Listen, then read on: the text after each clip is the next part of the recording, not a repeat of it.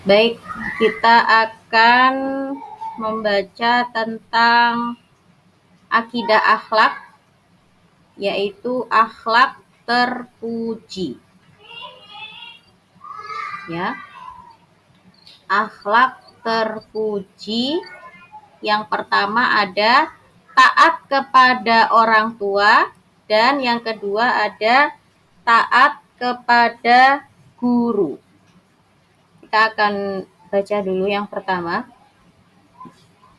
Nah, taat kepada Allah. Ya. Allah adalah Tuhan yang wajib disembah oleh seluruh makhluk yang ada di dunia ini. Alam semesta ini diciptakan oleh Allah untuk memenuhi kebutuhan manusia. Ya, semua seisi dunia ini ya diciptakan Allah itu untuk apa? Untuk manusia, untuk memenuhi kebutuhan manusia. Tanaman yang beraneka warna, berbagai macam buah-buahan, dan semua hewan dan lingkungan ini diperuntukkan bagi manusia.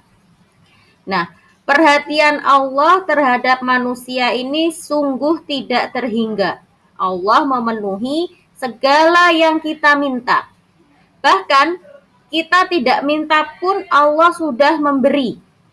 Misalnya, kita kan nggak pernah minta sama Allah untuk dilahirkan ya. Tapi Allah memberi kita kesempatan untuk hidup. Kita nggak pernah minta sama Allah, ya pernah nggak kita berdoa, ya Allah beri aku nafas? Nggak pernah. Kita nggak pernah berdoa seperti itu. Tapi Allah sudah memberi kita udara untuk kita bernafas. Ya, kita nggak pernah minta sama Allah, ya Allah beri aku mata supaya aku bisa melihat. Tapi Allah sudah memberi kita mata yang sehat, bisa melihat. Ya, Allah begitu sayangnya kepada manusia. Bahkan kita tidak meminta pun Allah sudah memberi. Ya. Nah, masih banyak lagi rezeki dari Allah yang tidak bisa kita sebut satu persatu. Ya, kalau nikmat Allah itu kita tulis, itu tidak akan cukup tintanya, ya.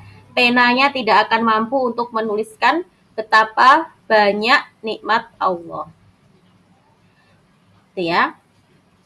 Nah, bagaimana cara kita taat kepada Allah? Berikut ada beberapa perbuatan yang bisa kita lakukan sebagai ungkapan ketaatan kita kepada Allah dan rasa syukur atas karunia rezeki yang tidak terhingga. Yang pertama, melaksanakan sholat di awal waktu. Ya, dan lebih utama jika dilaksanakan secara berjamaah. Nah, itu ya, jadi cara kita bersyukur kepada Allah itu dengan cara apa? Kita melaksanakan sholat tepat waktu. Apalagi kalau kita melakukannya dengan berjamaah, ya, pahalanya jauh lebih besar. Kalau sholat sendiri itu pahalanya cuma 1, kalau sholat jamaah itu pahalanya 27.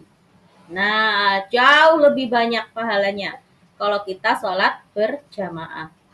Kemudian yang kedua, bagaimana cara kita menaati Allah? Dengan cara menjalankan puasa. Ya, baik itu puasa Ramadan maupun puasa sunnah. Ya, jadi dengan cara kita menaati perintah Allah. Allah nyuruh kita untuk sholat, kita laksanakan sholat.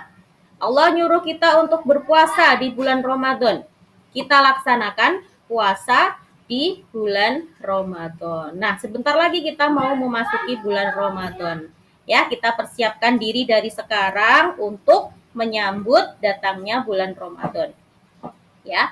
Kemudian yang ketiga, dengan cara berinfak. Ya, bersedekah dan menunaikan zakat. Ya, kita perbanyak amal baik dengan cara berbagi kepada saudara-saudara kita, ya, berbagi kepada orang-orang yang membutuhkan.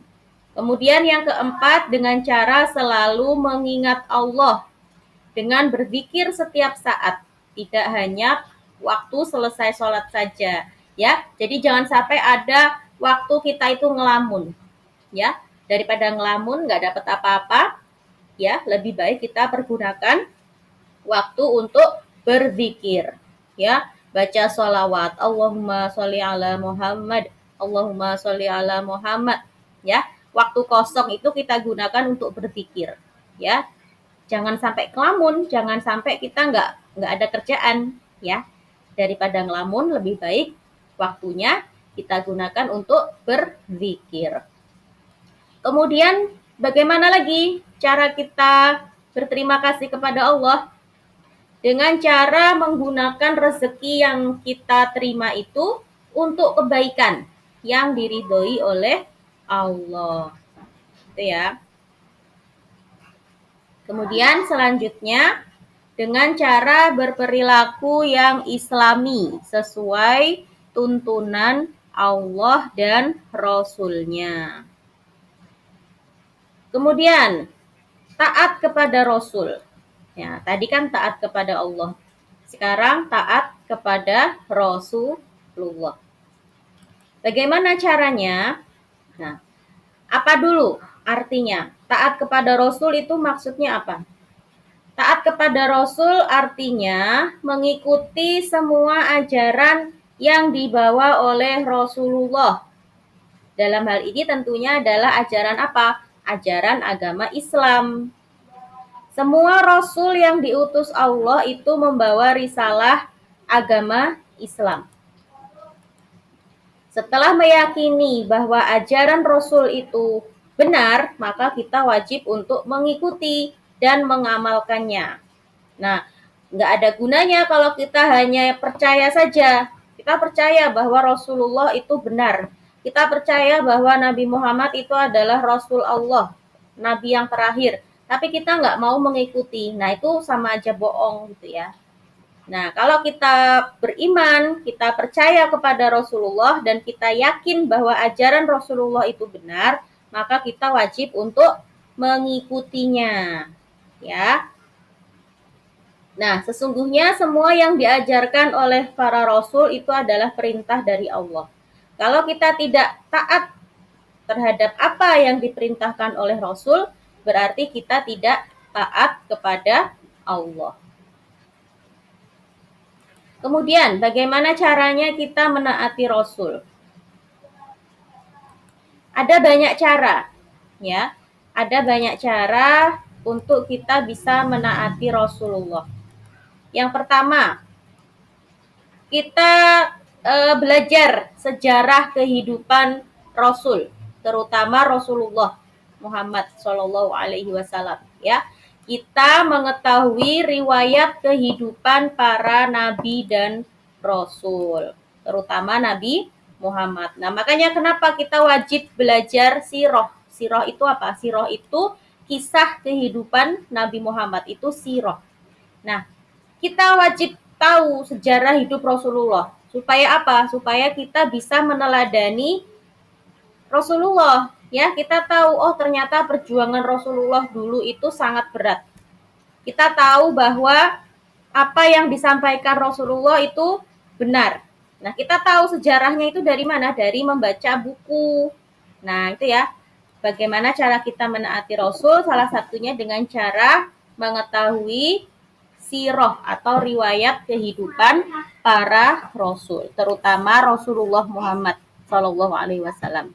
Ya, kemudian yang kedua dengan membenarkan berita yang disampaikan para rasul. Ya, kita membenarkan ajaran-ajaran para rasul. Kemudian mengamalkan syariat yang dibawa. Ya, kita mengamalkan ajaran para nabi. Ya, tentunya karena kita ini adalah umatnya Nabi Muhammad, kita mengamalkan syariat yang dibawa oleh Nabi Muhammad. Kemudian yang keempat, mencintai dan membela para rasul, terutama Rasulullah. Kemudian yang kelima, meneladani kehidupan para rasul. Dan yang keenam, menghidupkan sunnah Rasulullah. Selain itu, ada yang lebih khusus lagi. Perintah kepada kita agar memperbanyak membaca sholawat kepada Nabi Muhammad. Nah, tadi yang seperti Ustazah bilang ya, jangan sampai ada waktu kita itu nganggur, ngelamun, nggak jelas. Kita mau tidur nggak bisa, mau belajar udah capek, akhirnya kita ngelamun. Nah, jangan sampai kita ngelamun ya. Daripada waktunya kosong, kita gunakan untuk banyak berzikir ya. Nah, ada lagi perintah khusus kepada kita agar kita memperbanyak membaca sholawat. Ya, sholawat itu apa? Sholawat itu membaca Allahumma sholli ala Muhammad. Nah, itu ya. Allahumma sholli ala Muhammad. Allahumma sholli ala Muhammad. Itu diulang-ulang terus. Ya, kan? Insya Allah nanti pahalanya banyak. Insya Allah nanti di akhirat akan mendapatkan syafaat atau pertolongan dari Rasulullah. Kemudian yang selanjutnya, taat kepada orang tua. Orang tua adalah orang yang sangat berjasa terhadap anak-anaknya. Ya, andaikan harta yang dimiliki seorang anak itu dipergunakan untuk membalas jasa kedua orang tua, maka belum tentu itu bisa sebanding dengan jasa dan pengorbanan orang tuanya. Ya, kalau kita jadi orang kaya, ya, belum tentu apa kekayaan kita itu bisa untuk membalas jasa bapak ibu kita. Karena apa? Karena jasa kedua orang tua itu sangat besar. Ya, tidak bisa dihitung, tidak bisa, anak itu tidak akan pernah bisa membalas jasa kedua orang tuanya. Gitu ya. Nah, tahukah kalian apa jasa dan pengorbanan orang tua kepada anaknya? Coba sebutkan apa yang sudah dilakukan oleh orang tua kita sampai kita bisa sebesar ini. Yang pertama, orang tua itu melahirkan anaknya ke dunia. Ibu, ya. Umi sudah melahirkan Nazira ke dunia. Coba tanyakan dulu bagaimana rasanya melahirkan anak itu. Wah, rasanya kayak mau meninggal. Rasanya sudah nggak karu-karuan sakitnya. Ya, bahkan katanya, ya, sakitnya orang melahirkan itu seperti tulang yang dipatahkan. Lebih sakit daripada patah tulang. Tulangnya patah. Itu nggak ada apa-apanya dibanding dengan rasanya orang yang melahirkan. Nah, itu ya, itu baru melahirkan. Kemudian setelah melahirkan masih sakit, ya, setelah anaknya keluar selamat, ibu itu nggak cukup selesai sampai di situ rasa sakitnya, ya, masih ada lagi. Setelah anaknya keluar, itu perutnya Umi itu masih sakit sekali itu. Karena apa? Karena darahnya masih keluar, ya, darahnya masih terus keluar. Itu sakit sekali sampai 40 hari. Namanya darah nifas. Terus 40 hari itu darahnya keluar, nggak berhenti. Bayangkan, selama 40 hari, ibu itu terus-terusan mengeluarkan darah. Setelah melahirkan, itu sakit sekali rasanya. Kemudian, anaknya masih bayi, belum bisa ngomong, bisanya cuma nangis. Ya, kalau lapar, nangis. Kalau haus, nangis. Ya, kalau badannya nggak enak, nangis. Ya, badannya sakit, nangis. Nah, gimana caranya orang tua bisa tahu, oh ini anakku lagi haus, ini anak ini lagi lapar, anak ini lagi nggak nyaman, misalnya kedinginan atau kepanasan, kan nggak tahu, karena anaknya masih bisanya hanya nangis. Nah, ini kalau nggak sabar bisa-bisa emosi orang tuanya, ya, apalagi anaknya sering nggak pernah tidur malam. Kalau malam nggak mau tidur, maunya nangis terus minta digendong. Nah, ini betapa besar pengorbanan kedua orang tua, khususnya ibu, kepada anak-anaknya. Nah, kemudian ini masih bayi. Nanti lebih agak besar sedikit, anaknya udah bisa lari-larian. Wah, sudah mengacaukan seisi rumah. Coba tanyakan dulu waktu adik masih kecil. Adik suka berantakin rumah nggak? Kalau anaknya masih kecil, rumah pasti berantakan semuanya. Nah, padahal Umi sudah capek masak, sudah capek bersih-bersih, ya, sudah capek nyuci baju, nyetrika, masih ditambah harus membereskan mainan anak-anaknya. Wah, capek sekali jadi orang tua ya. Nah, itu baru yang bisa disebutkan. Coba sebutkan lagi. Masih banyak sekali jasa orang tua yang lain. Tidak bisa kita sebutkan. Nah, itu ya. Nah, oleh karena itu, sebagai anak, kita harus berterima kasih kepada orang tua. Bagaimana caranya? Dengan cara berbuat baik, dengan cara menghormati dan menaati perintah orang tua. Dalam Quran surat Al-Isra ayat 23, Allah berfirman yang artinya, dan Tuhanmu telah memerintahkan agar kamu jangan menyembah selain Dia, dan hendaklah berbuat baik kepada ibu bapak. Nah, di ayat ini Allah memerintahkan kepada manusia untuk selalu patuh dan taat kepada kedua orang tua. Kenapa kita harus patuh dan taat kepada orang tua? Karena ibu telah bersusah payah mengandung dan merawat kita di dalam kandungan ya selama kurang lebih 9 bulan. Ketika melahirkan, ibu merasakan sakit yang luar biasa. Pada saat kita masih bayi, ibu tidak bisa tidur dengan nyenyak karena sering terbangun ketika kita menangis di waktu malam. Nah, ayah juga begitu, ya. Ayah bekerja keras mencari rezeki untuk anak-anaknya. Nah, ayah dan ibu itu sudah bekerja keras demi anak-anaknya. Biar apa? Biar anak-anaknya bahagia. Biar anak-anaknya bisa sekolah dengan baik. Biar anak-anaknya bisa makan dengan baik. Nah, bagaimana cara kita membalas jasa kepada kedua orang tua? Kita harus patuh dan taat kepada mereka berdua. Ya. Nah, orang tua itu adalah manusia yang sangat berjasa kepada kita. Beliau berdua itu rela melakukan apapun demi kebahagiaan anak-anaknya. Berikut ini beberapa alasan kenapa kita harus patuh dan taat kepada orang tua. Yang pertama, orang tua itu yang melahirkan kita. Kemudian, orang tua yang mengasuh anaknya sejak bayi sampai nanti dewasa. Yang ketiga, doa orang tua itu selalu tercurah kepada anak-anaknya. Ya, jadi doa, salah satu doa yang paling makbul ya, yang paling didengarkan oleh Allah itu adalah salah satunya doa orang tua. Ya, jadi kalau kita pengen sukses, ya, kita pengen berhasil nanti masa depannya, maka harus berbuat baik kepada orang tua. Banyak-banyak minta doa kepada orang tua. Nah, kemudian yang selanjutnya, orang tua sudah bekerja keras untuk memenuhi kebutuhan anak-anaknya. Dan yang terakhir, kenapa kita harus taat kepada orang tua? Karena itu adalah perintah dari Allah dan Rasulullah untuk selalu berbakti kepada orang tua. Ya.